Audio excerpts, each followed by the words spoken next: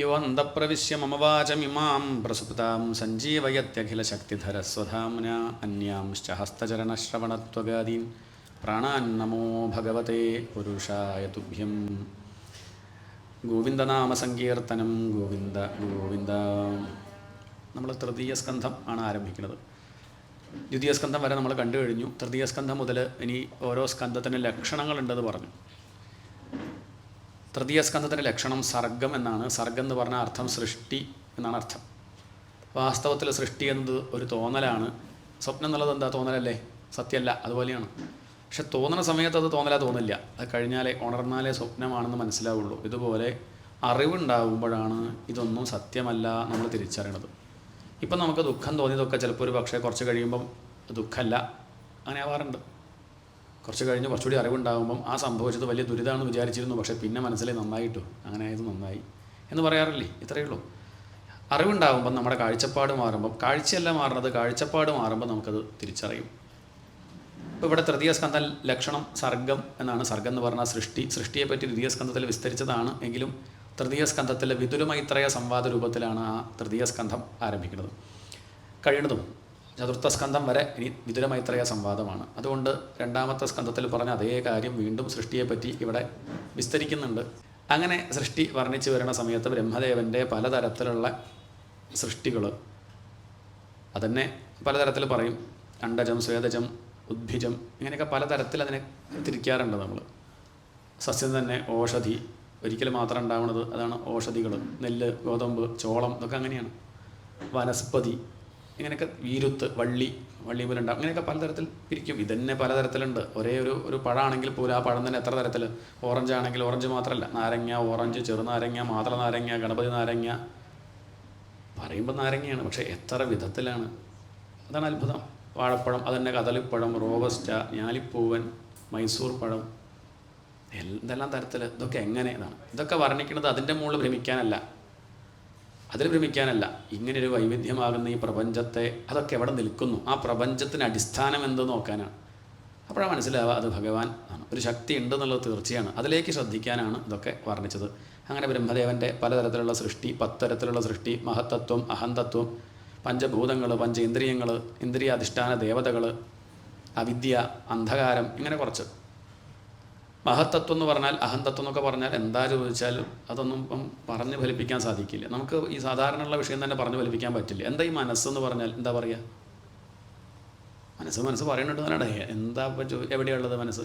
Kidney പറഞ്ഞാൽ നമുക്കറിയാം, heart അറിയാം, പല്ല്, കണ്ണ്, ഇതൊക്കെ നമുക്ക് പറയാൻ പറ്റും. മനസ്സ് ഇപ്പോൾ എവിടെയാണ് ചോദിച്ചാൽ ചില ഇങ്ങനെയും പറയാറുണ്ട്, എൻ്റെ മനസ്സിൽ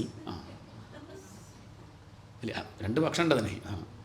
വാസ്തവം പറഞ്ഞാൽ അറിയില്ല. അതാണ് ഇങ്ങനെയൊരു വിഷയം ഇതിലുണ്ട്. ഇപ്പം മഹത്തത്വം, അഹന്തത്വം എന്നൊക്കെ പറഞ്ഞാൽ, മഹത്തത്വം ബോധത്തിൽ നിന്ന് ആദ്യം ഉണ്ടായ അല, അതാണ് മഹത്തത്വം. പിന്നെ ഒന്നും കൂടി ഉണ്ടായതാണ് അഹന്തത്വം. അത് നമുക്ക് പിന്നെയും പറയാം, അഹങ്കാരമായിട്ട് പറയാം. അഹംബോധം, അഹങ്കാരം. അഹംബോധം എന്ന് പറയുമ്പം ഉറക്കത്തിലുള്ളത്. ഉറക്കത്തിൽ എന്തേ ഉള്ളൂ? അഹംബോധമേ ഉള്ളൂ. അഹങ്കാരം ഉറക്കത്തിലില്ല. ഉണ്ടോ? ഉറങ്ങണത് എല്ലാവരും പാവാ അല്ലേ?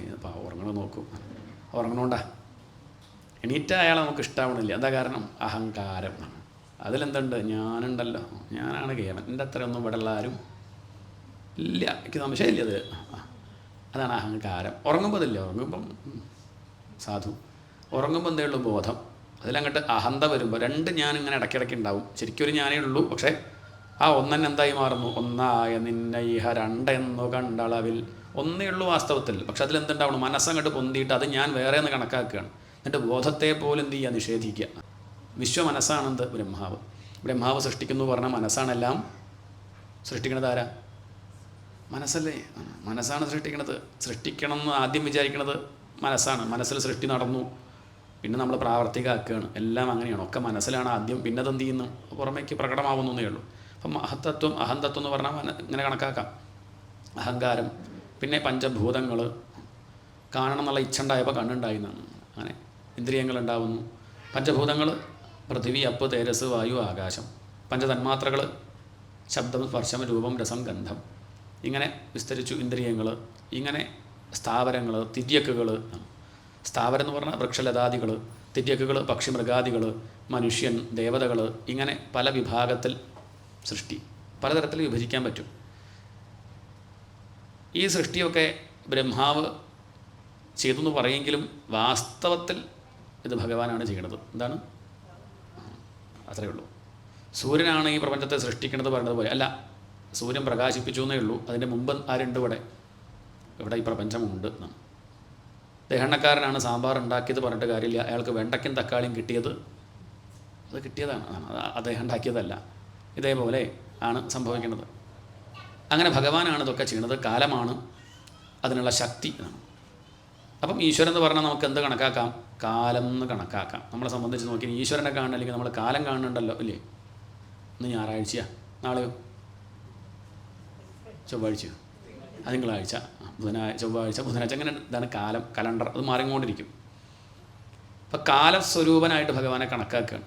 അപ്പം കാലം നമുക്കറിയാം. അപ്പം കാലസ്വരൂപനെ നമ്മൾ ആരാധിക്കുകയാണെങ്കിൽ ആരാധിക്കേണ്ടത് ആരെയാണ്? ഭഗവാനെ തന്നെയാണ്. ഈശ്വരനെ ചിന്തിക്കാൻ പ്രയാസമായിരിക്കാം, പക്ഷേ കാലത്തെ ചിന്തിക്കാൻ നമുക്ക് വലിയ പ്രയാസമില്ല. ഭഗവാന്റെ സ്വരൂപമാണ്, ഭഗവാന്റെ പ്രഭാവമാണ് കാലം എന്ന് പറഞ്ഞ് കാലത്തെ വിസ്തരിക്കുകയാണ് പിന്നീട്. അതാണ് 10ാമത്തെ അധ്യായത്തിൽ കാലം.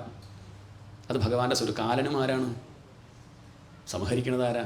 ഒക്കെ ഇല്ലാണ്ടിയാക്കുന്ന ആളും ഭഗവാൻ തന്നെയാണ്. ആ വേഷം നമുക്ക് ഇഷ്ടമില്ല എന്നേ ഉള്ളൂ. അല്ലാണ്ടിരുന്ന അത് പറ്റുമോ? ഒന്നും ഉണ്ടായാൽ അത് ഇല്ലാണ്ടിയാക്കും വേണം.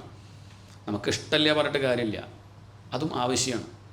അതാണ് ഭഗവാന്റെ ആ രൂപം. കാലം വസ്തുക്കളുടെ അവിഭാജ്യമായ അവസാനത്തെ അംശത്തിന് പറയുന്ന പേര് പരമാണു എന്നാണ്. അങ്ങനെയാണ് പറയുക. സൂര്യരശ്മി അല്ലെങ്കിൽ സൂര്യൻ ഒരു പരമാണുവിൽ കൂടെ അതിക്രമിക്കാൻ എടുക്കുന്ന സമയത്തിനും എന്ത് പറയും? പരമാണു എന്ന് പറയും. അതാണ് ഏറ്റവും ചെറിയൊരു കാലമായിട്ട് നമുക്ക് പറയാൻ പറ്റുന്ന പരമാണുവാണ്. എന്നാൽ ആ സൂര്യൻ തന്നെ ഒരു സൂര്യരശ്മി കൊണ്ട് ഭുവനകോശത്തെ അതിക്രമിക്കാൻ എടുക്കുന്ന സമയത്തിന് പറയുന്ന പേര് മഹാകാലം എന്നാണ്. അപ്പോൾ പരമാണു മുതൽ മഹാകാലം വരെ അത് വിസ്തരിക്കുകയാണ്. ഇങ്ങനെയൊന്നും ഈ അടുത്ത് പോലും പുതിയ ശാസ്ത്രങ്ങൾ പോലും ഇത്രയൊന്നും വിശദമായിട്ട് എന്ത് വിസ്തരിച്ചിട്ടില്ല. കാലത്തെപ്പറ്റിയോ സമയത്തെപ്പറ്റിയൊന്നും പറഞ്ഞിട്ടില്ല.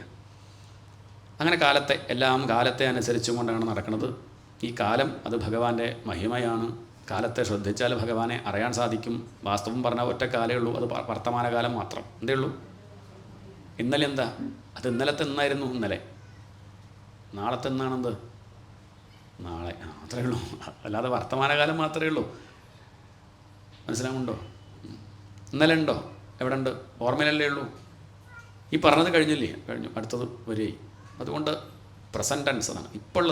ഇപ്പോഴുള്ളത് മാത്രമേ ഉള്ളതായിട്ടുള്ളൂ. കഴിഞ്ഞതുമില്ല, വരാൻ പോണതുമില്ല. അപ്പോൾ കാലത്തെ വിസ്തരിക്കുകയാണ്. ഈ കാലം ഭഗവാന്റെ മഹിമയാണ്. ഈ കാലത്തിൻ്റെ ഏറ്റവും സൂക്ഷ്മമായ തത്വത്തെ നമുക്ക് പരമാണു എന്ന് പറയും. 2 പരമാണു ചേർന്നാൽ അതെന്തായി? അണുവായി.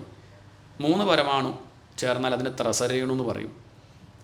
പരമാണുവും അണുവും നമുക്ക് കണ്ണുകൊണ്ട് കാണാൻ സാധിക്കില്ല. നമുക്ക് കാണാൻ സാധിക്കുന്നത് ത്രസരേണു മാത്രമാണ്. അതിനുള്ളൊരു കണക്ക് പറഞ്ഞു. ത്രസരേണു പറഞ്ഞാൽ എന്താ ചോദിച്ചാൽ, ഈ പകൽ സമയത്ത് ഈ ജനലിൻ്റെ ഉള്ളിൽ കൂടെ ഉള്ള വെയിൽ നമ്മൾ കാണാറുണ്ട്.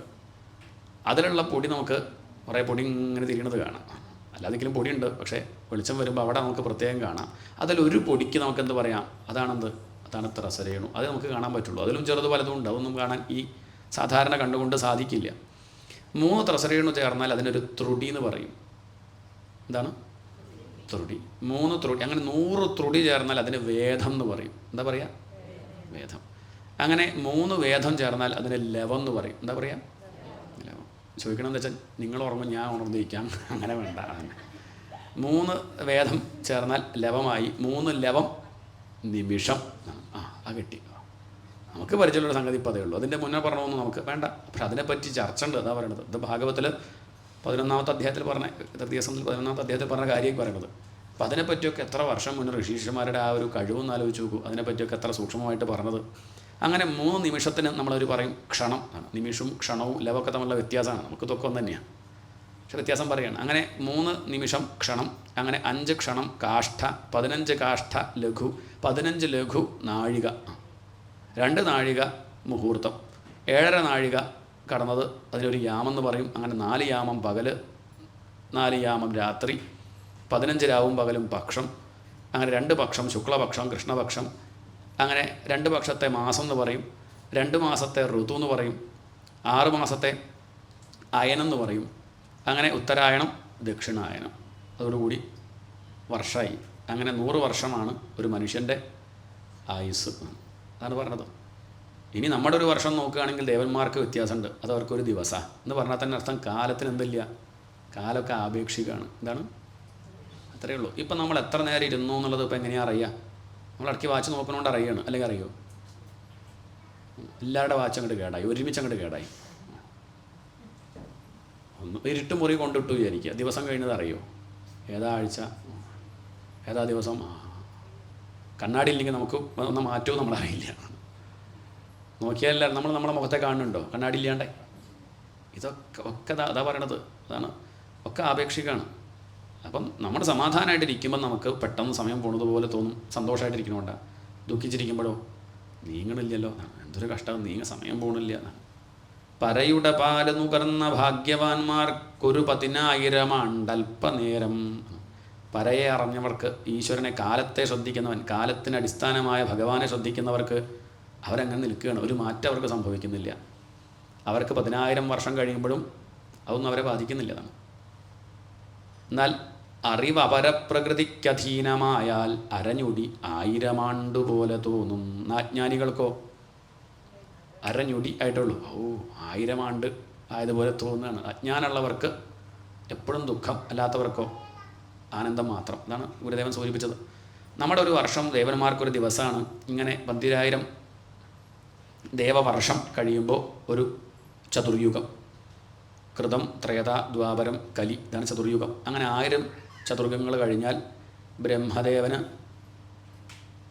ഒരു പകൽ. ഇങ്ങനെ 360 ദിവസം പകലും രാത്രിയും കഴിഞ്ഞാൽ, അങ്ങനെ ഒരു 100 വയസ്സ് കഴിഞ്ഞാൽ ആര് മരിക്കും? ബ്രഹ്മദേവനും മരണമുണ്ട് എന്ന് പറഞ്ഞാൽ അർത്ഥം കുറച്ചധികം ഉണ്ടെന്നേ ഉള്ളൂ. ജനിച്ചവർക്കൊക്കെ, വേഷമെടുത്തവർക്കൊക്കെ പോയേ പറ്റൂ. നമ്മളെ സംബന്ധിച്ച് നോക്കുമ്പോൾ ബ്രഹ്മാവ് ഇങ്ങനെ കുറേ കാലം ഉണ്ടെന്ന് അർത്ഥം. ആ ബ്രഹ്മദേവൻ്റെ ആയുസ് നമ്മുടെ വിഷ്ണു ഭഗവാനെ സംബന്ധിച്ച് എങ്ങനെയാണ്, അവിടെയാണ് ശ്രദ്ധിക്കേണ്ട വിഷയം. അത് നമ്മുടെ ഭഗവാനെ സംബന്ധിച്ച്, ആദിനാരായണമൂർത്തിയെ സംബന്ധിച്ച് നിമേഷ ഉപചര്യത്തെ, ഒരു നിമിഷം എന്ന് വേണമെങ്കിൽ പറയാം. അത്രയേ ഉള്ളൂ. എന്ന് പറഞ്ഞ അർത്ഥം എന്താ? വെറുതെ പറയുകയാണ്. ഇതൊക്കെ വെറുതെ പറഞ്ഞതാണ് ഈ പറഞ്ഞതൊക്കെ. ആ ഭഗവാന്റെ മഹിമ കാണിക്കാൻ വേണ്ടി പറഞ്ഞതാണ്. ഭഗവാനെ കാലവും ബാധിക്കില്ല, ദേശവും ബാധിക്കില്ല. ഏതുപോലെ? വായുവിനെ ബാധിക്കുമോ? അഗ്നിയെ ദഹിപ്പിക്കുമോ? ഇല്ല. അതുകൊണ്ട് ഈ കാലം നമ്മളെയൊക്കെ ബാധിക്കും. നമുക്ക് പ്രായമാവുന്നുണ്ട്, വയ്യാണ്ടിയാവുണ്ട്, ക്ഷീണാവുണ്ട്. ഇത് ആരെ ബാധിക്കില്ല? ഭഗവാൻ കാലമായതുകൊണ്ട് ഭഗവാനെ കാലം ബാധിക്കില്ല എന്നും ഉണ്ടാവും എന്നാണ്. കാലദേശാവധിഭ്യാം നിർമുക്തം നിത്യമുക്തം നിഗമശതസഹസ്രേണ നിർഭാസ്യമാനം. ആ ഭഗവാനെ വർണ്ണിക്കാനാണ് ഇപ്പോൾ ഇത്രയും കാലത്തെപ്പറ്റി ഭാഗവത്തിൽ വിസ്തരിച്ചത്. അല്ലാണ്ട് കാലത്തെപ്പറ്റി പഠിപ്പിക്കാനല്ല. അതിന് വേറെ എത്ര ഗ്രന്ഥങ്ങൾ, ശാസ്ത്രങ്ങളുണ്ട്. അതിനിപ്പം ഭാഗവത്തിൻ്റെ ആവശ്യമില്ലല്ലോ. പക്ഷേ അതും ഭാഗവത്തിൽ പ്രതിപാദിക്കുന്നുണ്ട് എന്ന് കാണിക്കാൻ പറഞ്ഞെന്ന് മാത്രം. പിന്നീട് സൃഷ്ടിയെപ്പറ്റി ബ്രഹ്മദേവൻ അങ്ങനെ സൃഷ്ടിച്ചു. ആദ്യം മോഹം, മഹാമോഹം, തമശ്ച അജ്ഞാനവൃത്തയ, 5 അജ്ഞാനവൃത്തികൾ. മോഹം, അഹം, ബുദ്ധി, രാഗം, ദ്വേഷം, ഭയം. ഇതൊക്കെ ഉണ്ടെങ്കിലേ സൃഷ്ടി നടക്കുകയുള്ളൂ. അജ്ഞാനം ഉണ്ടെങ്കിലേ സൃഷ്ടിയുള്ളൂ. അജ്ഞാനദശയിലെ സൃഷ്ടി തന്നെ ഉള്ളൂ. ജ്ഞാനികളെ സംബന്ധിച്ച് എന്തില്ല, അവർ പലത് കാണില്ല. കടൽ കാണുന്നവന് പിന്നെ തിരമാല കാണില്ല. വെള്ളം മാത്രം കാണുന്നവൻ എന്ത് തിരമാല, എന്ത് കടൽ, ഒക്കെ വെള്ളം, അത്രയേ ഉള്ളൂ. നേരെ മറിച്ച് നമ്മളെ സംബന്ധിച്ച് എന്തുണ്ട്? കടൽ വേറെ, തിരമാല വേറെ. തിരമാലയായിട്ട് കണ്ടാൽ എന്താ കുഴപ്പമെച്ചാൽ, തിരമാല ജനിച്ചു, തിരമാല വളർന്നു, തിരമാല മരിച്ചു. ജനിക്കുമ്പോൾ സന്തോഷം, വളരുമ്പോൾ സന്തോഷം, ക്ഷീണിക്കുമ്പോൾ വിഷമം, മരിച്ചാൽ ദുഃഖം. കടൽ കാണുന്ന ആൾക്കോ അയാൾ തിരമാല കാണില്ല. കടലെപ്പോഴും ഉണ്ട്. തിരമാല ഉണ്ടാകുമ്പോഴും നിൽക്കുമ്പോഴും പോകുമ്പോഴും കടലിനൊരു മാറ്റവും ഇല്ല എന്ന് പറഞ്ഞാൽ ജ്ഞാനിക്ക് എന്തില്ല, അയാളെ സംബന്ധിച്ച് ദുഃഖമില്ല. അപ്പോൾ അജ്ഞാന ദശയിലാണ് ഈ സൃഷ്ടി തന്നെ എന്ന് കാണിക്കാനാണ് ബ്രഹ്മാവ് ആദ്യം അജ്ഞാനത്തെ സൃഷ്ടിച്ചു എന്ന് ഇവിടെ പറഞ്ഞത്. അതിനുശേഷം പിന്നെ തൻ്റെ സൃഷ്ടി വേണ്ടതുപോലെ ആയില്ല എന്ന് ബ്രഹ്മാവിന് തന്നെ തോന്നി. അദ്ദേഹം ഭഗവാൻ ഉപദേശിച്ച ചതുശ്ലോകി ഭാഗവതം സ്മരിച്ചു, ഭഗവാനെ സങ്കല്പിച്ചു. അങ്ങനെ ഹൃദയം ശുദ്ധമായി അങ്ങനെ സൃഷ്ടിച്ചു. അതാണ് സനകാദികൾ. ഹൃദയം ശുദ്ധമായപ്പം അതിലൂടെ ഉണ്ടായതാരാ? സനകാദികളുണ്ടായി. അവർക്ക് പക്ഷേ അവർ സർവസംഘ പരിത്യാഗികളാണ്. അവർക്കൊന്നും ആവശ്യമില്ല, ഒന്നിനോടും ആശയില്ല. അങ്ങനെയാണെങ്കിൽ എന്ത് നടക്കില്ല? സൃഷ്ടി നടക്കില്ല. ഒന്നും വേണ്ട എന്നുള്ളവർക്ക് പിന്നെ എല്ലാവരും സന്യസിക്കാൻ പുറപ്പെട്ടാൽ പിന്നെ പ്രപഞ്ചം ഉണ്ടോ? ഇനി മുതൽ ഉണ്ടാവുന്ന കുട്ടികളൊക്കെ സന്യാസിമാരോ, ജനിക്കുമ്പോൾ സന്യാസിമാരാണ്. മനുഷ്യവർഗം എന്നൊന്നും ആണ്. അവന് സൃഷ്ടിയുണ്ടോ? ഇല്ല. അപ്പം എന്ത് വേണം? ലേശമുള്ളിൽ ആഗ്രഹങ്ങൾ വേണം, കാമം വേണം. ഈ സനകാദികളാവട്ടെ ഉടനെ തന്നെ അവർ ഭഗവാനെ സേവിക്കാനായിട്ട് പുറപ്പെടുകയാണ്. ഞങ്ങൾ കല്യാണം കഴിക്കില്ല എന്ന് പറഞ്ഞ സമയത്ത് ബ്രഹ്മദേവന് ചെറിയൊരു ദേഷ്യം വന്നതാണ്. അദ്ദേഹം അത് അടക്കി വെച്ചു, പുറമേക്ക് കാണിച്ചില്ല. കാരണം ബ്രഹ്മാവിന് ദേഷ്യം വന്നു പറഞ്ഞാൽ മോശമല്ലേ എന്ന് കരുതി അദ്ദേഹം അടക്കി വെച്ചു. അത് ഭ്രൂമധ്യത്തിൽ ഉരുണ്ടുകൂടി പുറമേക്ക് ചാടി. അതാണ് കുമാരോ നീലലോഹിത. അതാണ് രുദ്രസൃഷ്ടി. രുദ്രനാവട്ടെ കാര്യം മനസ്സിലാക്കി. സനകാദികളോടുള്ള ദേഷ്യം കൊണ്ടാണ് ഇപ്പം താൻ ഉണ്ടായത്. അദ്ദേഹം പറഞ്ഞു, എന്താ അച്ഛാ ഞങ്ങൾ വേണ്ടു ചോദിച്ചു. നീ വിവാഹം കഴിക്കണം, അതല്ലേ വേണ്ടു, സന്തോഷം. എനിക്കൊന്നല്ല അനവധി വിവാഹം കഴിക്കണം, കുറേ കുട്ടികളുണ്ടാവണം, ധാരാളം സമ്പത്ത് വേണം. ശഞ്ചമേ മയശ്ചമേ പ്രിയഞ്ചമേ നുകാമശ്ചമേ കാമശ്ചമേ സൗമനസശ്ചമേ ഭദ്രഞ്ചമേ ശ്രേയശ്ചമേ നമ്മൾ ചോദിക്കും പോലെ ഒക്കെ വേണം. എന്താ വേണ്ടു ചോദിച്ചാൽ ലിസ്റ്റ് കയ്യിലുണ്ട്. നമ്മൾ ഗുരുവായൂർ വരുമ്പോൾ നമ്മളെ പോക്കറ്റിൽ ലിസ്റ്റ് ഉണ്ട്. ഗുരുവായൂരപ്പനെ കണ്ടാലോ എന്നും കയ്യിൽ ലിസ്റ്റ് വയ്ക്കും. ഇതുപോലെ കണക്കില്ല, അത്രയ്ക്കധികം. അങ്ങനെ 11 ഭാഗിച്ചു. ഏകാദശ രുദ്രന്മാർ വിവാഹം കഴിക്കാനായിട്ട് 11 സ്ത്രീകളെ കൽപ്പിച്ചു കൊടുത്തു. വിവാഹം കഴിച്ചു. ശിവനും സൃഷ്ടി താല്പര്യമില്ല. സംഹാരമൂർത്തിക്ക് എന്തോ സൃഷ്ടി ആണ്, അദ്ദേഹത്തിന് താല്പര്യമില്ല. പക്ഷേ അച്ഛൻ പറഞ്ഞത് കേട്ടില്ലെങ്കിൽ മോശമല്ലേ? നേരത്തെ ഏട്ടന്മാർ കേട്ടില്ല, അച്ഛന് ദേഷ്യം വന്നു. ഇനി ഞാനും കൂടി കേൾക്കാണ്ടിരുന്നാൽ, കേട്ടു വെച്ചാലും പ്രശ്നമുണ്ട്. കാരണം ഈ പണി ഇനിയും ഏൽപ്പിക്കും, തനിക്ക് താല്പര്യമില്ലാത്ത പണിയാണ്. അപ്പം എന്താ നല്ലത്? അപകടമാക്കി ചെയ്താൽ പിന്നെ ഏൽപ്പിക്കില്ല. ഇപ്രാവശ്യം അബദ്ധം പറ്റി, ഇനി മേലാൽ അയാളെ ഈ പരിപാടിക്ക് ഏൽപ്പിക്കില്ല തീരുമാനിക്കില്ലേ, അപകടമാക്കി ചെയ്യാം എന്ന് കണക്കാക്കി അദ്ദേഹത്തിൻ്റെ സൃഷ്ടി ഭൂതഗണങ്ങളാണ്. അവരുടെ സ്വഭാവം പരസ്പരം പിടിച്ചു വിഴുങ്ങലാണ്. ബ്രഹ്മദേവൻ ഉച്ചയ്ക്ക് പോയപ്പം 10,000 പേരുണ്ട്. അതങ്ങോട്ട് വർദ്ധിച്ചോളെന്ന് കരുതുന്നു, വിശ്രമിച്ചു. വൈകുന്നേരം പോയപ്പോൾ 1 ബാക്കിയുള്ളൂ. ചോദിച്ചു, ബാക്കിയുള്ളവരൊക്കെ എവിടെ പോയി? ഉച്ചയ്ക്ക് കുറേ പേരുണ്ടായിരുന്നല്ലോ. ഒക്കെ പടിയാ, വിഴുങ്ങുകയാണ്, പരസ്പരം വിഴുങ്ങി. അയാളെ വിഴുങ്ങാൻ ആളില്ലാത്തതുകൊണ്ടാണ്, വേറെ ആരുമില്ല, അതുകൊണ്ട് അങ്ങനെ നിൽക്കുകയാണ്. അങ്ങനെയാണ് ഈ സൃഷ്ടി വർദ്ധിക്കുമോ? ഏതായാലും ഇവിടുന്ന് പോവും, മനസ്സ് ശുദ്ധാക്കൂ, ഏകാന്തത്തിലിരിക്കൂ എന്ന് പറഞ്ഞപ്പം സന്തോഷമായെന്നും പറഞ്ഞ് രുദ്രൻ പോയി കൈലാസത്തിൽ പോയിരുന്നു. തപസ് ചെയ്ത് അവിടെ ദക്ഷിണാമൂർത്തി ശിവനായിട്ട് അവിടെ ഇരിക്കുകയാണ് സ്വസ്ഥമായിട്ട്. ഇനിയിപ്പം ബുദ്ധിമുട്ടൊന്നുമില്ല, അവിടെ ഇരിക്കാലോ എന്ന് പറഞ്ഞ് പോയിരിക്കുന്നു എന്നുള്ള ആ ഒരു കഥ. പിന്നീട് മരീചി, അത്രി, അങ്കിരസ്, പുലഹൻ, പുലസ്ത്യൻ, ക്രതു, വസിഷ്ഠൻ, ദക്ഷൻ, 10-മനായി നാരദൻ. പക്ഷേ ഇപ്പോഴും സൃഷ്ടിയൊന്നും വർദ്ധിക്കുന്നില്ല. അങ്ങനെ ബ്രഹ്മദേവൻ ഭഗവാനെ വീണ്ടും ധ്യാനിച്ചു. ബ്രഹ്മദേവൻ്റെ ശരീരം 2 മാറി. ഒന്ന് പുരുഷനും ഒന്ന് സ്ത്രീയുമായി മാറിയെന്നാണ്. സ്ത്രീയുടെ പേര് ശതരൂപ, പുരുഷൻ്റെ പേര് സ്വയംഭുവ മനു. ആദ്യത്തെ മനുഷ്യൻ ആരാണ്? സ്വയംഭുവ മനു. ആ മനുവിൻ്റെ വംശത്തെപ്പെട്ടതുകൊണ്ടാണ് നമ്മളെ മനുഷ്യൻ, മാനവൻ, മാൻ എന്നൊക്കെ പറയണത്. എങ്ങനെ പറഞ്ഞാലും അതാണ് ആദ്യത്തെ മനുഷ്യൻ. അപ്പോൾ അതിൻ്റെ മുന്നേ പറഞ്ഞ മരീചി, അത്രയൊക്കെ അതൊന്നും മനുഷ്യരായിട്ട് കണക്കാക്കണ്ട, അതൊക്കെ ഒരു തരം ദേവത അല്ലെങ്കിൽ ശക്തി എന്നൊക്കെ കണക്കാക്കാൻ പറ്റുള്ളൂ. ആദ്യത്തെ സ്ത്രീ ശതരൂപ. അങ്ങനെ ആദ്യമായി മൈഥുന രീതിയിലുള്ള സൃഷ്ടി. ഇതുവരെ മാനസ സൃഷ്ടിയാണ്. മൈഥുന രീതിയിലുള്ള സൃഷ്ടി ആരംഭിച്ചത് ശതരൂപയും മനുവും കൂടിയാണ്. സ്വയംഭൂ, മനു, ശതരൂപയും. എങ്ങനെയുണ്ടായി അവർ? ബ്രഹ്മദേവൻ 2 മാറിയെന്നാണ്. എന്ന് പറഞ്ഞാൽ അർത്ഥം 2 പേർക്കും തുല്യ പ്രാധാന്യം കൊടുക്കാനാണ്. ബ്രഹ്മാവ് 2, സ്ത്രീ പുരുഷൻ. ചിലർ ചോദിക്കാറുണ്ട്, നമ്മുടെ സംസ്കാരത്തിൽ സ്ത്രീക്ക് വലിയ പ്രാധാന്യമൊന്നും ഇല്ലല്ലോ. ആരാ പറഞ്ഞത്? സ്ത്രീകളാണ് മുന്നിലിരിക്കുന്നതൊക്കെ. പുരുഷന്മാരിനി വന്നാലും പിന്നിൽ എവിടെയെങ്കിലും പോയിരിക്കുക, അങ്ങനെ എപ്പോഴും പ്രാധാന്യമുണ്ട്. ഇല്ല എന്ന് വെറുതെ പറയുക. ഇവിടെ നോക്ക്, വേണമെങ്കിൽ എന്ത് പറയായിരുന്നു? ആദ്യം സ്വയംഭൂമനും ഉണ്ടായി, പിന്നെ കുറച്ച് ദിവസം കഴിഞ്ഞപ്പം സ്ത്രീയെ ഉണ്ടാക്കി എന്ന് പറയാം. അങ്ങനെ പറഞ്ഞിട്ടില്ല. 2 പേർക്കും തുല്യ പ്രാധാന്യം ഒരുമിച്ചുണ്ടായി. ഒരു തേങ്ങ അങ്ങോട്ട് മുറിച്ചു. ഏത് മുറി ആദ്യം ഉണ്ടായത്? 2 മുറി ഒരുമിച്ചാണ് ഉണ്ടായതാണ്. അപ്പോൾ അതുകൊണ്ട് തുല്യ പ്രാധാന്യമാണ് പുരുഷനും സ്ത്രീക്കും. ഇനി വേണമെന്നുണ്ടെങ്കിൽ കുറച്ചധികം പ്രാധാന്യം സ്ത്രീക്കുണ്ടെന്ന് പറയാം. കാരണം വേദം നോക്കുകയാണെങ്കിൽ മാതൃദേവോ ഭവ, അമ്മയെ ദേവനായിട്ട് കാണുന്നതാണ്. അമ്മ നിനക്ക് ദേവനായി മാറട്ടെ, ഭവിക്കട്ടെ. അത് കഴിഞ്ഞിട്ട് ആരുള്ളൂ? പിതൃദേവോ ഭവ. ആദ്യം പിതൃദേവോ ഭവ പറഞ്ഞൂടെ? ഋഷിമാരാണത്, അവരുടെ ഉള്ളിലാണത് ഉദിച്ചത്. എന്നാൽ അവർക്കെന്ത് പറയായിരുന്നു? ആദ്യം അച്ഛനെ നമസ്കരിക്കട്ടെ. ഇല്ല, അമ്മയെ നമസ്കരിച്ച് സമയമുണ്ടെങ്കിൽ ആരാ നമസ്കരിക്കുക? അങ്ങനെയാണ്. ആദ്യം അമ്മ, പിന്നെ അച്ഛൻ. അപ്പോഴും സ്ത്രീക്ക് പ്രാധാന്യം കൊടുത്തില്ലേ? അതുകൊണ്ട് 2 പേർക്കും തുല്യ പ്രാധാന്യം. ഇനി സ്ത്രീക്ക് ഇല്ല പറഞ്ഞത് പറയണം, അങ്ങനെയല്ല. അങ്ങനെയാണെങ്കിൽ സ്ത്രീക്കാണ് കുറച്ചുകൂടി അധികം പ്രാധാന്യം. ശിവശക്തിയായുക്തോ യതി ഭവതി ശക്തപ്രഭവിതും ന ചേദേവം ദേവോ ന ഖലു കുശലഃ സ്പന്ദിതുമപി അതസ്ത്വാമാരാധ്യാം ഹരിഹരവിരിഞ്ചാദിഭിരപി പ്രണന്തും സ്തോതും വാ കഥമാകൃതപുണ്യപ്രഭവതി. ശിവന് ശക്തി ഇല്ലെങ്കിൽ ചലിക്കാൻ പറ്റില്ല എന്നാണ്. ശിവശക്തിയായുക്തോ യതി ഭവതി ശക്തപ്രഭവിതും. ശക്തി ഇല്ലെങ്കിൽ ശിവന് ചലിക്കാൻ സാധിക്കില്ല. അപ്പോൾ പ്രാധാന്യം ആർക്ക് കൊടുത്തു? ശക്തിക്ക് കൊടുത്തു. ചലിക്കാണ്ടിരിക്കാൻ നല്ല കിട്ടും. എന്താണ് അതാണ് അതിൻ്റെ വേറൊരു വ്യാഖ്യാനം. മായയോട് ചേരുമ്പോഴാണ് ശിവൻ അപകടമാവുന്നതാണ്. മായ അങ്ങോട്ട് മാറിയിരുന്നാൽ ശിവൻ, അങ്ങനെ ഒരു അർത്ഥമുണ്ട്. അവിടെ നോക്കട്ടെ, ഇനിയിപ്പോൾ അത് പറയണ്ട, നമുക്ക് വിഷയം ഇപ്പോൾ ഇതാണല്ലോ. പണ്ട് രമണ മഹർഷിയുടെ ഒരാൾ ചോദിച്ചു, ഹീയാണോ ഷീയാണോ ഏതാ കേമെന്ന് ചോദിച്ചു. അദ്ദേഹം പറഞ്ഞു, എന്താ സംശയം, ഷീ. കാരണം ഷീല് ഹീ ഉണ്ട്, ഹീല് ഷീ ഇല്ല. ഷീ എഴുതെങ്ങനെ SH E എന്ന് എഴുതുക, അതിൽ എസ് അയച്ചാൽ ആരുണ്ട്, ഹീ അവിടെ ഉണ്ട്. എന്നാൽ ഹീലോ S ചേർക്കണം. പുരുഷനെ സ്ത്രീ വേണമെന്നുള്ളൂ, സ്ത്രീക്ക് അങ്ങനെ പുരുഷൻ വേണമെന്നൊന്നുമില്ല. അതാണ് പെണ്ണ് കാണാനേ പോവുക, ഇങ്ങോട്ടല്ലല്ലോ. അങ്ങനെ ഓരോ പെണ്ണ് കാണാനല്ലേ പോണത്. കാരണം പുരുഷൻ ഇങ്ങനെ തോന്നാണെന്ത് എന്തോ ഒരു കുറവുണ്ട്. സ്ത്രീയും കൂടി ആയാൽ, സ്ത്രീക്ക് പിന്നെ അങ്ങനെയൊന്നുമില്ല. എത്രയോ പേരെന്നെ സ്ത്രീകൾ തന്നെ പറഞ്ഞ് ഞാൻ കുറേ കേട്ടിട്ടുണ്ട്, എന്തൊക്കെ പറഞ്ഞാലും മൂപ്പര് പോയിട്ട് ഞാൻ പോവുക തന്നെയാണ് നല്ലത്.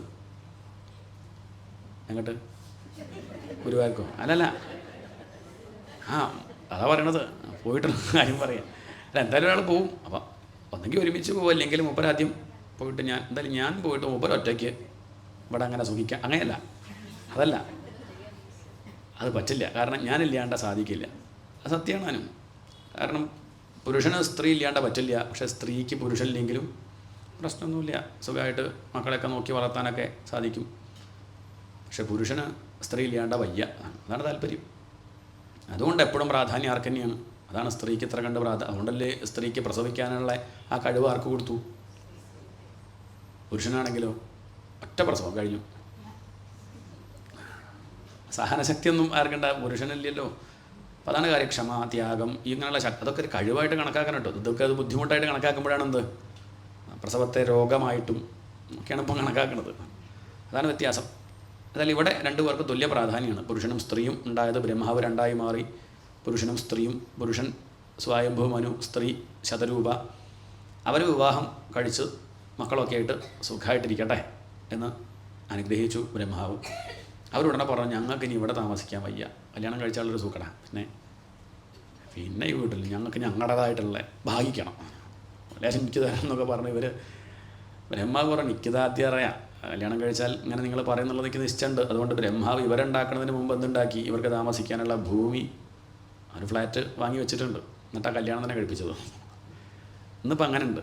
ആദ്യം അച്ഛനും അമ്മയും കൂടി ഫ്ലാറ്റും വാങ്ങി വെച്ചിട്ട് കല്യാണം കഴിഞ്ഞ് നേരെ താക്കോൽ അങ്ങോട്ട് കൊടുത്ത് നീ അങ്ങോട്ട് പോയിക്കോളൂ, എനിക്കും കുഴപ്പമില്ല നിനക്കും കുഴപ്പമില്ല.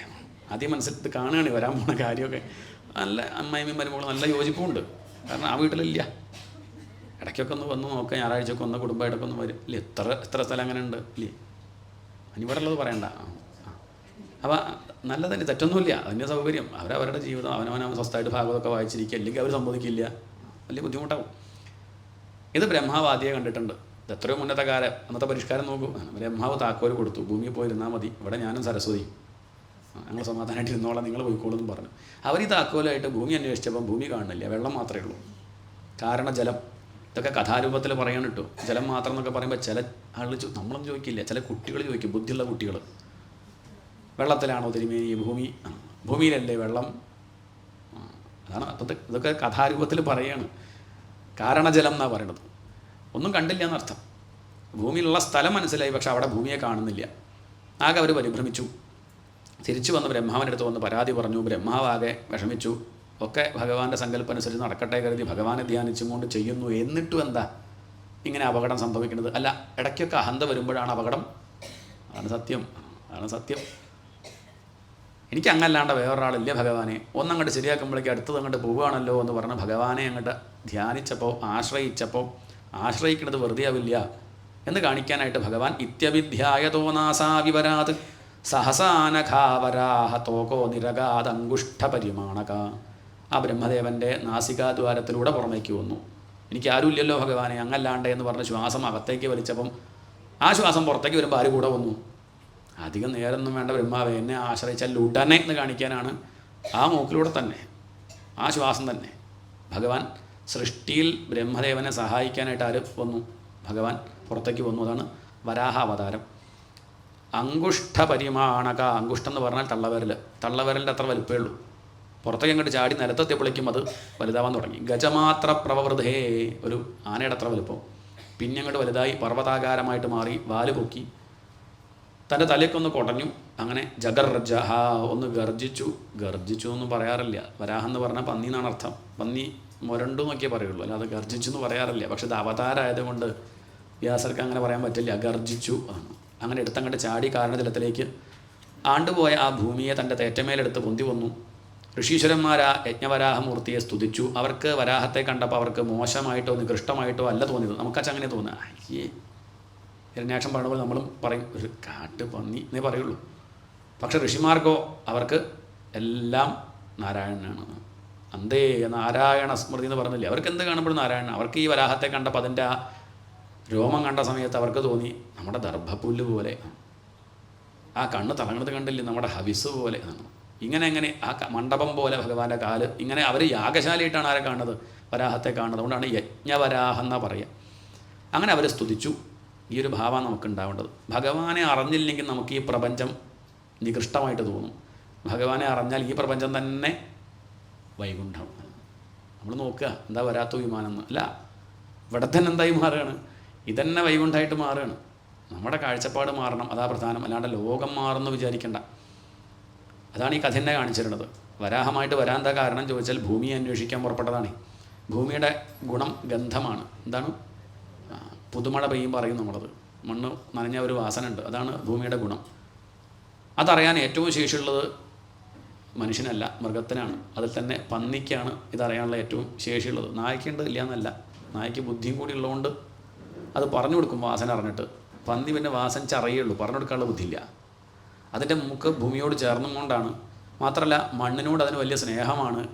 ചളിക്കൊണ്ടിലൊക്കെ സുഖമായിട്ട് കഴിയും. നമുക്ക് പറ്റുമോ? ഒന്നാമത് വെള്ള വേഷ്ടിയും മുണ്ടും. നമസ്കരിക്കാൻ തന്നെ മടിച്ച് എങ്ങനെയൊക്കെയോ ആ ചുളിവൊന്നും വരരുത് കരുതി എങ്ങനെ നല്ലവണ്ണമൊക്കെ നിലമൊക്കെ തുടച്ചിട്ടാണ് നമസ്കരിക്കുന്നത്. പന്നിക്കോ അതാ ചളിക്കൊണ്ടിൽ കിടന്ന് കളിക്കുന്നത് കാണണം. ഇഷ്ടമാണതിന്. അതിന് മണ്ണിനോട് അത്രയ്ക്ക് ഇഷ്ടമാണ്. അതുകൊണ്ട് ഭൂമിയെ അന്വേഷിക്കാൻ വേണ്ടി വരുന്നത് കൊണ്ട് ഏറ്റവും നല്ലതെന്താ? അതുകൊണ്ട് ആ വേഷം കെട്ട് പറ്റണ ദിക്കിൽ ആ വേഷം കെട്ടി വരെ ഭഗവാൻ. അതാണ് അവതാരം എന്ന് പറഞ്ഞാൽ. കൃഷ്ണനായിട്ട് വന്നു, അതാണ് ഉദ്ദേശം. അതിനങ്ങനെ വന്നു. ഹിരണ്യകശിപുവിൻ്റെ അടുത്ത് എങ്ങനെ വന്നു? കൃഷ്ണനായിട്ട് വന്നാൽ പോരെ. അയാളുടെ അടുത്തേക്ക് പോകുമ്പോൾ ആ വേഷം എന്നല്ല, അത് വേറെ വേഷം. ആളെ നോക്കിയിട്ടാണ് ഓരോ സ്ഥലത്ത്. അമ്പലത്തേക്ക് വരുമ്പോൾ നമ്മൾ ഗുരുവായൂർ പോകുമ്പോൾ ഏത് വേഷം? ലുലു മാളിൽ പോകുമ്പോഴോ ഇങ്ങനെ പോകുമ്പോൾ ലുലു മാൾ, അത് വേറെ ഒരേ ആൾ തന്നെയാണ്. അതാണ് അവതാരം എന്ന് പറഞ്ഞാൽ വേഷം കെട്ടൽ, അത്രയേ ഉള്ളൂ. ആ വേഷത്തെ മാറ്റി ആളെ മനസ്സിലാക്കാൻ കഴിവുണ്ടെങ്കിൽ പിന്നെ ദുഃഖമില്ല. ഏത് വേഷം കെട്ടിയാലും ആളെ നല്ലോണം അറിയണവർക്ക് പിന്നെ എന്ത് വേഷം കെട്ടിയാലും. ഗോപിയാശാനെ ശരിക്കും അറിയണ ആൾ ഇനി ഗോപിയാശാൻ കൃഷ്ണനെ കെട്ടിയാലും നീ വേറെന്തെങ്കിലും കെട്ടിയാൽ അത് ഗോപിയാശാന. അല്ലാത്തവർക്കോ അത്രയേ ഉള്ളൂ, മാറും. ആളറിയുന്നവർക്ക് പ്രഹ്ലാദം മനസ്സിലാക്കിയല്ലോ. നരസിംഹമായിട്ട് വന്നപ്പം ബ്രഹ്മാവിന് മനസ്സിലായില്ല. ആർക്ക് മനസ്സിലായി? ലക്ഷ്മി ദേവിക്ക് മനസ്സിലായില്ല. ഭർത്താവല്ലേ, മനസ്സിലായില്ല. പക്ഷെ ആർക്ക് മനസ്സിലായി? പ്രഹ്ലാദന് മനസ്സിലായി. ആണ് ഭക്തിയാ തുതോഷ. ഭക്തിയുള്ളവർക്കത് മനസ്സിലാവുള്ളൂ. അവരുടെ നേരെ ഭഗവാൻ പ്രസാദിക്കുകയുള്ളൂ. ഇവിടെ അതാണ് ഭഗവാൻ വരാഹമായിട്ട് വരാൻ കാരണം. ഒന്നും നികൃഷ്ടമല്ല എന്ന് കാണിക്കുകയാണ്. ഒന്നിനും മോശമായിട്ട് കണക്കാക്കണ്ട. മോശമായിട്ടൊരു വസ്തുല്യ. അതും മോശം എന്ന് പറഞ്ഞാൽ അത് വളാക്കാൻ ഉപയോഗിക്കാൻ പറ്റും. ഒന്നും മോശമില്ല. നമുക്ക് തോന്നുകയാണേ നമുക്ക് വേണ്ടാത്തതൊക്കെ നമുക്ക് മോശം, നമുക്ക് വേണ്ടാത്തത് വേറെ ആൾക്ക് വേണ്ടതാവും ചിലപ്പം. നമുക്ക് ശ്രദ്ധിക്കണം, അങ്ങനെയൊക്കെ ഉണ്ടാവാം. അപ്പം അതാണ് വരാഹമായിട്ട് വരാൻ കാരണം. വരൻ എന്ന് പറഞ്ഞാൽ തന്നെ അർത്ഥം ശ്രേഷ്ഠം എന്നാണ്. എന്താ അർത്ഥം? വരൻ വധു എന്നൊക്കെ പറയില്ലേ, ശ്രേഷ്ഠം എന്നർത്ഥം. അഹസ് എന്ന് പറഞ്ഞാൽ ദിവസം എന്നർത്ഥം, ദിനം. വരാഹം എന്ന് പറഞ്ഞാൽ വരാഹ എന്ന് പറഞ്ഞാൽ ശ്രേഷ്ഠമായ ദിനം. ഓരോ ദിവസവും ശ്രേഷ്ഠമാവണം പരീക്ഷത്തെ. അതല്ലേ മരിച്ചുകൊണ്ടിരിക്കുന്ന മനുഷ്യൻ എന്ത് വേണം? ഓരോ ദിവസവും സന്തോഷമായിട്ട് ജീവിക്കുക, പശ്ചാത്തപിക്കാൻ ഇടവരരുത്, കൃതാർത്ഥനായി കൊണ്ടിരിക്കണം. ഇന്ന് വൈകുന്നേരം അങ്ങോട്ട് പോവുകയാണെങ്കിലും ഒരു വിഷമവുമില്ല, ചെയ്യേണ്ടതൊക്കെ ചെയ്ത് കൃതാർത്ഥനായിട്ടിരിക്കുക. അതാ വേണ്ടത്. അതിനെന്ത് വേണം? ഇങ്ങനെ ചെയ്യൂ, യജ്ഞം അനുഷ്ഠിക്കൂ, വരാഹത്തെ പോലെയാവൂ. വരാഹം ഭൂമിയെ ഉയർത്തുകയുണ്ടായത്. ഭൂമിയിൽ നമുക്ക് ഉയർച്ച ഉണ്ടാവണമെങ്കിൽ എന്ത് ചെയ്യണം? യജ്ഞം അനുഷ്ഠിക്കണം. യജ്ഞം എന്ന് പറഞ്ഞ അർത്ഥം ഇതം ന മമ, അതാണ് മന്ത്രം. അഗ്നയേ സ്വാഹ ഇതം ന മമ. അതുകൂടെ പറയപ്പെടും. ഇതെനിക്കായിട്ടല്ല എന്നർത്ഥം. എന്താണ്? ഇതം ന മമ, ഞാൻ ഈ ചെയ്തത് എനിക്കായിട്ടല്ല. ഞാൻ ഈ ചെയ്യണതൊക്കെ ആർക്ക് വേണ്ടിയിട്ടാണ്? ലോകത്തിന് വേണ്ടിയിട്ടാണ്. ലോക നന്മ മാത്രമേ ആഗ്രഹിക്കുന്നുള്ള ആ കൂട്ടത്തിൽ എനിക്കുണ്ടാവും. ലോകത്ത് പെട്ടതാണല്ലോ ഞാൻ. അതല്ലാണ്ട് എനിക്കായിട്ട് ഞാൻ ഉദ്ദേശിക്കുന്നില്ല. അത് യജ്ഞം. ആ കർമ്മം തന്നെ ഞാൻ എനിക്ക് വേണ്ടി ചെയ്യുക. അത് സ്വാർത്ഥത. കർമ്മക്കൊന്നു തന്നെ കൂട്ടൂ. അത് എനിക്കായിട്ടല്ല വിചാരിച്ചത്. എന്തായി? അത് വരാഹം, യജ്ഞവരാഹമായിട്ട് മാറി. അതല്ലാതെ എനിക്കെന്ന് പറയുമ്പോൾ അത് കാട്ടുപന്നി പോലെ ഒരേ സംഗതിയാണ്. ഋഷിമാരെ നോക്കുമ്പോൾ യജ്ഞവരാഹം, ഹിരണ്യാക്ഷൻ നോക്കിയപ്പം, കാരണം ഹിരണ്യാക്ഷൻ ആരാ? ഭൗതിക നേട്ടം മാത്രം നോക്കുന്നവനാണ്. ഹിരണ്യം എന്ന് പറഞ്ഞാൽ എന്താ അർത്ഥം? ഈ പുരാണമൊക്കെ ആകുമ്പം കഥാപാത്രങ്ങളുടെ പേര് നോക്കണം, അപ്പോഴേ തത്വം മനസ്സിലാവുള്ളൂ. ഹിരണ്യം എന്ന് പറഞ്ഞാൽ സ്വർണം, അക്ഷി പറഞ്ഞാൽ കണ്ണ്, സ്വർണ്ണത്തിൽ കണ്ടുവെച്ചവെന്ന് പറഞ്ഞാൽ അർത്ഥം ഭൗതിക നേട്ടം മാത്രം കണക്കാക്കുന്നവൻ. ലോകത്തിൽ പണവും പ്രശസ്തിയും മാത്രം മതി, ഈശ്വരനെ വേണമെന്നില്ല. അതാണ് അദ്ദേഹം ഈശ്വരനെ കണ്ടതുമില്ല, ഭഗവാനെ കണ്ടപ്പോഴും പന്നിയായിട്ടാണ് കണക്കാക്കുന്നത്. അതാണ് താല്പര്യം. ആ അസുരൻ വന്നു, അസുരനെ വധിച്ചു, ഭഗവാൻ ആ ഭൂമിയെ ഉയർത്തി എന്ന് പറഞ്ഞ സമയത്താണ് ചോദ്യം, ആരാണ് ആ അസുരൻ, എന്തേ ഉണ്ടായി? അപ്പം പറഞ്ഞു, ആ അസുരൻ ഹിരണ്യാക്ഷനാണ്. ഹിരണ്യാക്ഷനും ഹിരണ്യകശിപ്പുവും സഹോദരന്മാരായിരുന്നു. ആരുടെ മകനായി ഹിരണ്യാക്ഷൻ? ആരാ ഹിരണ്യാക്ഷൻ്റെ അച്ഛൻ? കശ്യപൻ. കശ്യപന് നമ്മളെപ്പോഴും ഓർത്തു വയ്ക്കണം. നമ്മളുടെയൊക്കെ പിന്നിലേക്ക് പോയി അവിടെ എത്തും, കശ്യപനിലെത്തും. കശ്യപന് കുറേ ഭാര്യമാരുണ്ടെങ്കിലും 2 ഭാര്യമാർ എപ്പോഴും നമ്മൾ ശ്രദ്ധിക്കണം, ദിതി, അതിഥി. ദിതിയുടെ മക്കളെ ദൈത്യന്മാർ എന്ന് പറയും, അസുരന്മാർ എന്നും പറയും. അതിഥിയുടെ മക്കൾ ആദിത്യന്മാർ, ദേവന്മാർ. അതിലെ ഒരിക്കൽ ദിതിയുടെ ആശ്രമത്തിലേക്ക് കശ്യപ പ്രജാപതി വന്നു. ആ സമയത്ത് ദിതി കശ്യപനോട് പറഞ്ഞു, എൻ്റെ സഹോദരിമാർക്കൊക്കെ കുട്ടികളുണ്ട്, അങ്ങക്ക് എന്നോട് വലിയ സ്നേഹമൊന്നുമില്ല, എനിക്ക് മക്കളൊന്നുമില്ലല്ലോ എന്ന് പരാതി പറഞ്ഞപ്പോൾ അദ്ദേഹം പറഞ്ഞു, ആവട്ടെ, ഇപ്പം സമയം 5:45, കുളിച്ച് സന്ധ്യാവന്ദനം ഗായത്രി ജപിക്കണം, അതിനുള്ള സമയമാണ്, ഞാനതിന് പോട്ടെ. മൈഥുനയാമം ഒരു 8:45 ശേഷം. നല്ല ആഗ്രഹമാണ്, കല്യാണം കഴിഞ്ഞ കുട്ടികളൊക്കെ വേണമെന്നുള്ള ആഗ്രഹം നല്ലത് തന്നെ, സത്സന്താനങ്ങളല്ലേ നമുക്ക് ഉണ്ടാവേണ്ടത്, അതുകൊണ്ട് അതിപ്പം നല്ല സമയമല്ല എന്ന് പറഞ്ഞെങ്കിലും അവളത് കൂട്ടാക്കിയില്ല, വീണ്ടും നിർബന്ധിച്ചു. അപ്പോൾ അദ്ദേഹം എന്ത് കണക്കാക്കി? ചതുശ്ലോകി ഭാഗവതം ഓർത്തു. ഞാൻ ചട്ടുകം, എന്താണ് ഭഗവാന്റെ സങ്കല്പം, അല്ലാതെ എന്താ? അല്ലെങ്കിൽ ഇവൾക്ക് ഇപ്പോൾ അങ്ങനെ തോന്നും. അദ്ദേഹത്തിന് കുഴപ്പമുണ്ടായില്ല, അദ്ദേഹത്തിന് ഒരു പ്രശ്നം ഉണ്ടായില്ല. അങ്ങനെ ഭാര്യാഗമനം ചെയ്തു. അത് കഴിഞ്ഞപ്പം ദിതിക്ക് പശ്ചാത്താപം, അവൾ കാൽക്കൽ വീണു, അബദ്ധമായി പോയോ ചെയ്തത് ചോദിച്ചു. കഷ്ടമാണ്, ഇതിൻ്റെ ഫലം ഉണ്ടാവും, ഇല്ലാണ്ടിരിക്കില്ല. 2 മോശക്കാരായിട്ടുള്ള കുട്ടികളാണ് നമുക്ക് ഉണ്ടാവുക, ഹിരണ്യാക്ഷനും ഹിരണ്യകശ്യപുവും. ഒന്ന് ആലോചിച്ച് നോക്കൂ, വലിയ കേമനായിട്ടുള്ള കശ്യപന് പോലും സന്ധ്യാസമയമായതുകൊണ്ടാണ് അങ്ങനെയെന്നാണ്. സന്ധ്യ എന്ന് പറഞ്ഞാൽ രജസും തമസും കൂടി നിൽക്കുന്ന സമയമാണ്. രജസ്, രജോ ഗുണം, തമോ ഗുണം അത് കൂടിയിരിക്കുന്ന സമയമാണ് സന്ധ്യ. രാത്രി തമോ ഗുണമാണ്, പ്രഭാതത്തിൽ സത്വഗുണമാണ്. നല്ല സമയം പ്രഭാതം. ഉച്ചയായാൽ രജോ ഗുണമായി. സന്ധ്യ ആകുമ്പോഴേക്കും രജോ ഗുണവും തമോ ഗുണവും കൂടി നിൽക്കുന്ന സമയമാണ്. രജോ ഗുണം തമോ ഗുണം എന്ന് പറഞ്ഞാൽ കാമവും ക്രോധവും ആണ്. ഇത് രണ്ടും കൂടുന്ന സമയമാണ് സന്ധ്യ. അതുകൊണ്ട് അത് കൂടാണ്ടിരിക്കാനാണ് എന്ത് പറഞ്ഞത്? സന്ധ്യയ്ക്ക് നാമം ജപിച്ചിരുന്നോളൂ. ആദ്യം കരുതാണ്, അത് ജപിച്ചിരിക്കുമ്പോൾ വല്ലാണ്ട് എന്നാൽ തന്നെ നമ്മൾ നാരായണ സന്ധ്യയ്ക്ക് അത് സന്ധ്യയുണ്ടാകണം. അതുകൊണ്ട് സ്വാഭാവികമായിട്ട് പ്രകൃതിയിൽ തന്നെ അങ്ങനെ ഒരു പ്രശ്നമുണ്ട്. അതുകൊണ്ട് നമ്മൾ പ്രകൃതിയിൽപ്പെട്ടതാണ്. അതുകൊണ്ട് അവിവേകം, അപകടം ചെയ്യാണ്ടിരിക്കാൻ ഋഷിമാർ പറഞ്ഞു വെച്ചതാണ്. ആ സമയത്ത് എന്ത് ചെയ്യണ്ട? വിളക്കത്തിച്ച് നാമം ജപിച്ചിരിക്കൂ, ഒരു കർമ്മവും ചെയ്യണ്ട. പക്ഷെ ആ സമയത്ത് അങ്ങനെ ഭാര്യാഗമനം, പുത്രോത്പാദനം ചെയ്തതിൻ്റെ പേരിൽ ഉണ്ടായ മക്കൾ മോശക്കാരായിട്ട് മാറിയെന്നാണ്. ഹിരണ്യാക്ഷനും ഹിരണ്യകശിപ്പുവും. കാൽക്കൽ വീണ് അവൾ ക്ഷമിക്കണം എന്നൊക്കെ പറഞ്ഞു. നിങ്ങൾക്ക് 2 കുട്ടി ഉണ്ടാവും, 2 പേരും ഭയങ്കരന്മാരായിട്ട് മാറും, 2 പേരും ഭഗവാന്റെ കൈകൊണ്ട് മരിക്കും. അത് കേട്ടപ്പോൾ അവൾക്ക് ആശ്വാസമായി. ഭഗവാന്റെ കൈകൊണ്ടല്ലേ മരിക്കുക, മോക്ഷം എന്നാ പറയുക, വേറെ ഏതെങ്കിലും മോശക്കാരുടെ കൈകൊണ്ടല്ലല്ലോ എന്നവൾ ആശ്വസിച്ചു. അവളുടെ ഈ ഒരു നല്ല ഭാവം കണ്ടപ്പം, നേരത്തെ മോശം ഒരു ഭാവം ഉണ്ടായിരുന്നു, ഇപ്പം നല്ല ഭാവം കണ്ടപ്പം അദ്ദേഹം പുഞ്ചിരിച്ചുകൊണ്ട് പറഞ്ഞു, പേടിക്കണ്ട, നമ്മുടെ കുലം ശുദ്ധാവും, അവരൊക്കെ നേരിയവും. ആര് കാരണം? ഈ 2 പുത്രന്മാരിലെ ഒരു പുത്രൻ്റെ പുത്രൻ, ഹിരണ്യകശ്യപുവിൻ്റെ മകൻ പ്രഹ്ലാദനെ ഉദ്ദേശിച്ചത്. സവൈ മഹാഭാഗവതോ മഹാത്മാ മഹാനുഭാവ മഹതാം മഹിഷ്ട, മഹാനായിട്ട് മാറും. ആ ഉണ്ണി കാരണം നമ്മുടെ കുലം, ഈ അസുരകുലം തന്നെ ശുദ്ധമാവുമെന്ന് പറഞ്ഞ് അനുഗ്രഹിച്ചു. ഏതായാലും ഈ കുട്ടികൾ പുറത്തേക്ക് വന്നാൽ ലോകത്തിന് ഉപദ്രവമാവല്ലോ കരുതി അവൾ ഉള്ളിൽ വെച്ചു. എത്ര വർഷം? 100 വർഷം. അപ്പോൾ ചോദിച്ചാൽ ആരാ അവർ? അവർക്കൊരു പൂർവ്വജന്മമുണ്ട്. ജൈവജയന്മാരായിരുന്നു, ഭഗവാന്റെ കാവൽക്കാരാണ്. ലേശം ഉള്ളിൽ വാസന കുറച്ചുണ്ടേ, ബാക്കി അത് തീരണ്ടേ. അതിനായിട്ടാണ് അവർ അസുരന്മാരായിട്ട് വന്നത്. എങ്ങനെ വാസന ഉണ്ടെന്ന് മനസ്സിലാക്കി. അതൊരിക്കലും എന്താ ഉണ്ടായിച്ചാൽ സനകാദികൾ പോയി ഭഗവാനെ കാണാനായിട്ട് അങ്ങോട്ട് പുറപ്പെട്ടു പോയി, നല്ല കാഴ്ച അതൊക്കെ കണ്ട് അങ്ങനെ മുന്നോട്ട് പോയി കവാടങ്ങളൊക്കെ അവർക്ക് വേണ്ടി തുറന്നു കൊടുത്തു. അങ്ങനെ ഭഗവാന്റെ മുന്നിൽ അങ്ങോട്ട് എത്തുമ്പം അവിടെ 2 പേര് കുന്തങ്ങോട്ട് അങ്ങോട്ട് തടഞ്ഞു, ജയനും വിജയനും. മോശക്കാരൊന്നുമല്ല, എത്രയോ പരീക്ഷ പാസ്സായിട്ടാണ് ഭഗവാന്റെ മുറ്റത്ത് ഇങ്ങനെ തൊട്ട് മുന്നിൽ നിൽക്കണ എത്ര പരീക്ഷ പാസ്സായിട്ടുണ്ടാവും. പക്ഷേ എന്ത് ചെയ്യാം, അവരുടെ ഉള്ളിൽ എന്തുണ്ട്? ലേശം വാസന ബാക്കിയുണ്ടേ. അങ്ങനെ അവർ തടഞ്ഞു, തടയാൻ തോന്നി. ഇങ്ങനെയുള്ള സജ്ജനങ്ങളെ കണ്ടാൽ തടയാൻ തോന്നരുത്, പക്ഷേ അവർ തടഞ്ഞു. ഇവരുടെ മഹത്വം മനസ്സിലാക്കാൻ അവർക്ക് സാധിച്ചില്ല. നല്ലോണം നോക്കി സനകാദികൾ, അവർക്ക് ദേഷ്യം വരാത്തതാണ്, പക്ഷെ ഇന്ന് എന്താണെന്ന് അറിയില്ല, അവർക്ക് ദേഷ്യം വന്നു എന്ന് ശ്രീശൂര് പറയില്ല, തൻ്റെ പാർട്ടിക്കാരനാണ്. അപ്പം പിന്നെ അങ്ങനെ പറയാൻ വയ്യ. അപ്പം ഈഷത് കാമാനുജേന സഹസാ ലേശം കാമൻ്റെ അനുജം വന്നു. ആര് വന്നു? കാമം വന്നാൽ നടന്നില്ലെങ്കിൽ പിന്നെ വരിക ദേഷ്യമാണ്. അതാണ് ക്രോധം വന്നു എന്നുള്ളതാണ് പറഞ്ഞത്. അങ്ങനെ പറയാണ്ട് പറയുകയാണ്. വൈകുണ്ഠത്തെ പറ്റി വർണ്ണിക്കുമ്പം പറയുക അവിടെ ക്രോധത്തിന് സ്ഥാനമില്ല, അവിടെ ഉള്ളവർക്കാർക്കും ക്രോധം വരില്ല, അവിടെ ഒന്നുമില്ല, ദുഃഖം എന്ന് പറഞ്ഞ സംഗതിയില്ല. പക്ഷെ അവിടെ എന്ത് വന്നു? എന്തേ ഇപ്പം അങ്ങനെ വരാൻ കാരണം? നൂനം ഭവത് പ്രേരണയൈവ ഭൂമൻ. ഗുരുവായൂരപ്പ, അതിപ്പോൾ അങ്ങേക്കേ അറിയുള്ളൂ. അങ്ങയുടെ സങ്കല്പം എന്ത്?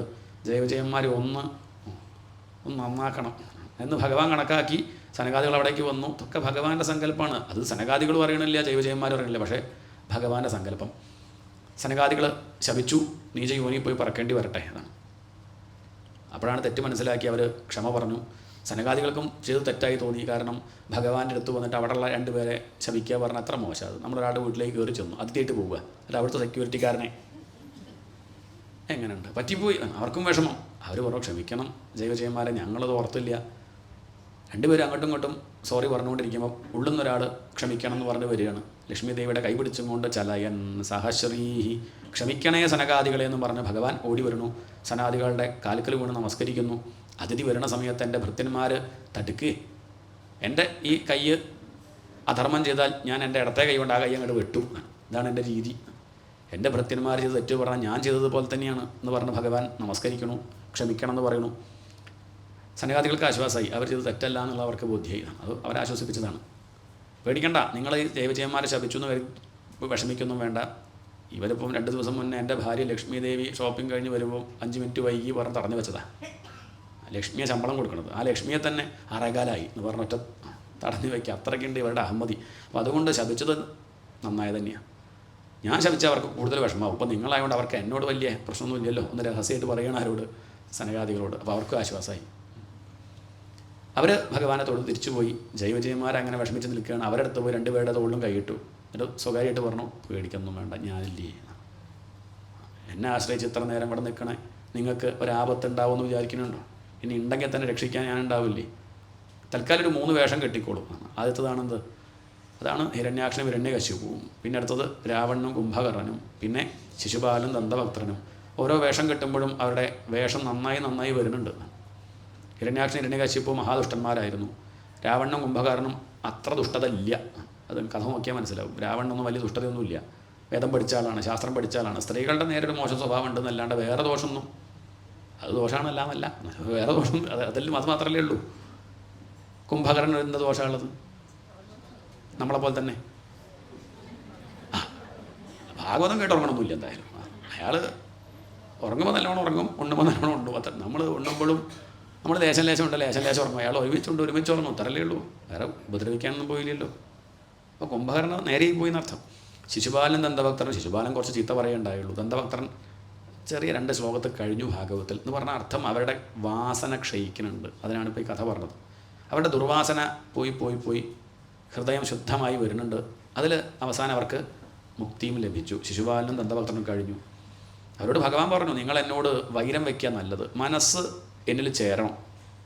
നിങ്ങളുടെ ഈ സ്വഭാവം വെച്ചിട്ട് എനിക്ക് തോന്നുന്നത് വൈരം വയ്ക്കുക നല്ലത്. കാരണം നിങ്ങൾക്ക് ചീത്ത വിളിക്കാനും ദ്വേഷിക്കാനൊക്കെ ഉള്ളൊരു സ്വഭാവം ഉണ്ട്, അത് നോക്കിയാൽ മതി. അങ്ങനെയുള്ളവർ അതാ നല്ലത്, അത് തെറ്റൊന്നുമില്ല. അങ്ങനെ സമ്പ്രദായം നമുക്കുണ്ട് ഇല്ലേ, കൊടുക്കലൂരൊക്കെ ഉണ്ട്. അങ്ങനെ നമ്മുടെ ഉള്ള വാസന ആ രീതിയിൽ രജോ ഗുണ കൂടുതലെങ്കിൽ എന്നാൽ ഭഗവാനെ ചീത്ത വിളിച്ചു, വേറെ അറിയില്ലല്ലോ. അപ്പം ഭഗവാനെ തന്നെ ശ്രദ്ധിക്കുക എന്നാണ്. ഏതാണോ നമ്മുടെ ഉള്ളിലുള്ളത് അത് ഭഗവാന് സമർപ്പിക്കുക. നമുക്കുള്ളത് പാണ്ഡിത്യമാണെങ്കിൽ പാണ്ഡിത്യം സമർപ്പിക്കുക. മെൽപ്പത്തൂർ അതാണ്ടായത് എന്താണ്? അയാൾക്കുള്ളത് പാണ്ഡിത്യമാണ്, നമുക്കുള്ളത് വിഡ്ഢിത്താച്ചാൽ അത് സമർപ്പിക്കുക. ഉള്ളത് അല്ലാതെ ഇപ്പം എന്താ ചെയ്യുക? കയ്യിലുള്ളതല്ലേ സമർപ്പിക്കാൻ പറ്റുള്ളൂ. പക്ഷെ അത് ഭഗവാന് കൊടുക്കണം, അത്രയേ വേണ്ടൂ. അതാണ് ഈ കഥ കാണിച്ചിരുന്നത്. അതല്ല എന്നോട് നിങ്ങൾ ഭക്തി വയ്ക്കിച്ചാൽ നിങ്ങൾക്ക് കുറച്ചധികം വേണ്ടി വരും. വൈരമാണെങ്കിൽ 3 ജന്മേ വേണ്ടി വരുള്ളൂ. എന്തു വേണം ചോദിച്ചു. അവർ പറഞ്ഞു പെട്ടെന്ന് എത്തണം. അത് പറയലും ഇവർ 2 പേരും ദിതിയുടെ ഗർഭത്തിൽ ഹിരണ്യാക്ഷനും ഹിരണ്യകശിപ്പുവും. ഹിരണ്യാക്ഷന് നല്ല കൈക്കരുത്ത, തന്നോട് യുദ്ധം ചെയ്യാൻ ആരെങ്കിലും ഉണ്ടോ? അവർ വാസന നോക്കൂ. ഇതാണ് നാമം ജപിക്കാനും ഭജന പാടാനൊന്നുമല്ല, യുദ്ധം ചെയ്യാൻ ആരെങ്കിലും ഉണ്ടോ നോക്കി നടക്കുകയാണ്. കുറച്ചു കാലം സമുദ്രത്തോട് യുദ്ധം ചെയ്ത് തിരമാല വരുമ്പോൾ തിരിച്ചടിക്കും, അത് അങ്ങോട്ടനെ പോകും, വീണ്ടും വരും, വീണ്ടും അടിക്കും. ഇതിലിപ്പം മടുത്തു കുറച്ച് കഴിഞ്ഞപ്പോൾ. ഇനി ആരെങ്കിലും ഉണ്ടോ നോക്കി നാരദരെ കണ്ടു. നാരദർ പറഞ്ഞു, എനിക്ക് പറ്റില്ല, ഞാൻ വേണമെങ്കിൽ 2 അധ്യായമൊക്കെ വായിക്കായിരുന്നു, നാമം ജപിക്കുക, അങ്ങനെ മത്സരിക്കാമെന്നല്ലാതെ എനിക്ക് യുദ്ധം ചെയ്യാനൊന്നും വയ്യ. ഇനി അങ്ങേക്ക് അത്ര മോഹമുണ്ടെങ്കിൽ അങ്ങേക്ക് പറ്റിയൊരാളുണ്ട്, പേര് വിഷ്ണു ഭഗവാനെ പറ്റി പറഞ്ഞു കൊടുക്കുകയാണ് ഉണ്ട്. കാരണം നാരദരുടെ ഡ്യൂട്ടിയാണ് ആരെ കണ്ടാലും ഭഗവാനിലേക്ക് എത്തിക്കുക. ഭഗവാൻ ഏൽപ്പിച്ചതാ. അല്ല പറഞ്ഞ പോലെ ചെയ്യും കേട്ടോ. പല രീതിയിലായിരിക്കും, എന്നാലും എത്തിക്കും. കംസനെ എത്തിച്ചു, പ്രഹ്ലാദനെ എത്തിച്ചു, ധ്രുവനെ എത്തിച്ചു. വ്യാസന് ഭാഗവതം രചിക്കാൻ കാരണക്കാരനാരാ? നാരദര പറഞ്ഞത് ഇങ്ങനെ ഒരു പുസ്തകം എഴുതിക്കോളൂ, അങ്ങയുടെ ദുഃഖം തീരും.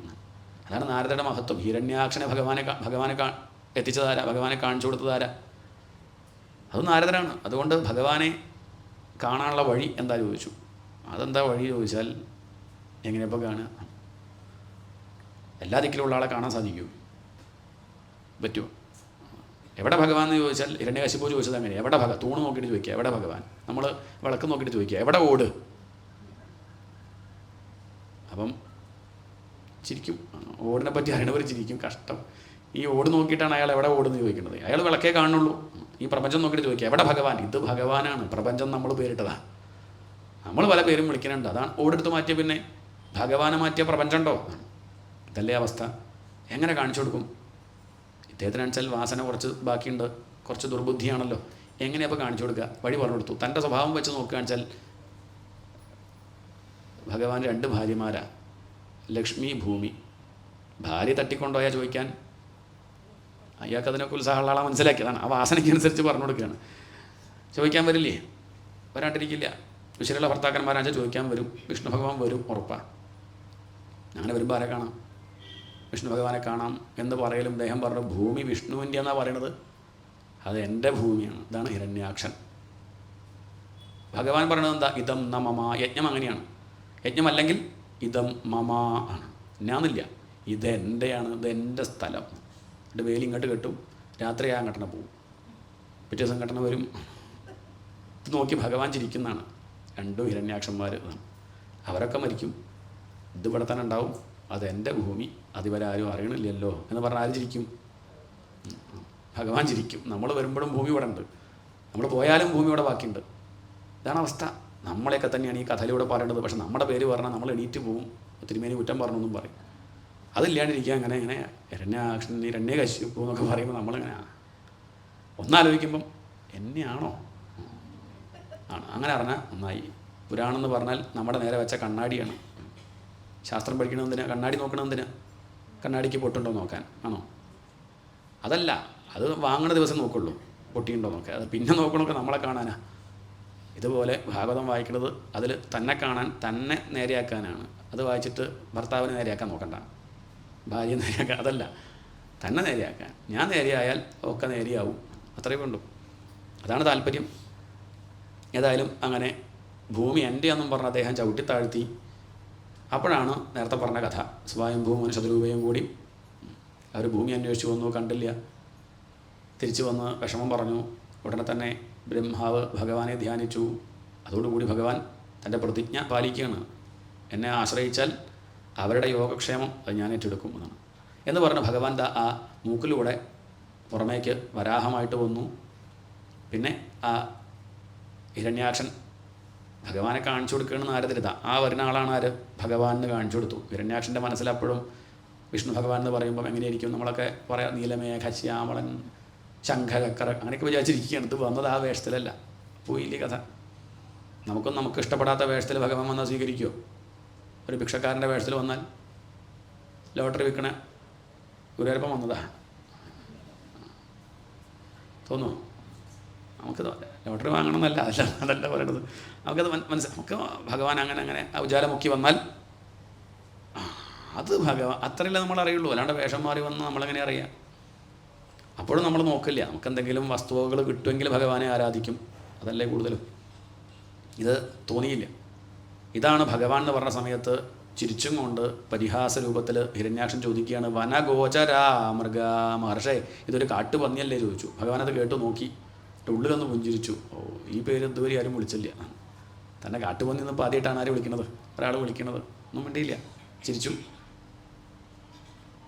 ഭഗവാൻ തൻ്റെ ആ ജോലി ചെയ്തുകൊണ്ടിരിക്കുകയാണ്. തൻ്റെ കർമ്മം എന്താണ്? ഭൂമിയെ ഉയർത്തുക എന്നുള്ളതാണ്. അത് വൃത്തിയിൽ ചെയ്യുന്നു. ഇയാൾ പലതും പറയുന്നുണ്ട്, ചീത്ത വിളിക്കുന്നുണ്ട്. പക്ഷെ അതിലൊന്നും ആരും ഭ്രമിച്ചില്ല. ഭഗവാൻ ഭ്രമിച്ചില്ല. ഇങ്ങനെയാണ് പരീക്ഷത്തെ ഇവിടെ ഭൂമിയിൽ കർമ്മം ചെയ്യേണ്ടത്. നമ്മൾ ശ്രേഷ്ഠമായിട്ടൊരു കർമ്മം ചെയ്യുകയാണെങ്കിൽ പലരും പരിഹസിക്കും, പലരും നിന്ദിക്കും. അത് ശരിയല്ല, അത് വേറെ പലതിനുമാണ്, എന്തും പറയും. പക്ഷെ അതൊന്നും കേൾക്കരുത്. അത് ഇല്ല, എന്നെ അവർ കുറ്റം പറഞ്ഞു, ഞാൻ നിർത്തി ഭൂമി എന്ന് പറഞ്ഞാൽ അവിടെ തന്നെ വെച്ചാൽ ഞാൻ ഈ ഭാഗവതം വായിക്കില്ല. ആർക്ക് പോയി? നമ്മൾ നല്ല കാര്യം ചെയ്യുമ്പം പലരും എതിർക്കും. അതിൽ ഭ്രമിച്ചിട്ട് രാജിവെച്ച് പോരരുത്, ഒഴിവാക്കുക കാര്യമില്ല. പണ്ടൊരു തവളമാർ മരം കയറുക, കുറേ തവളകളെ.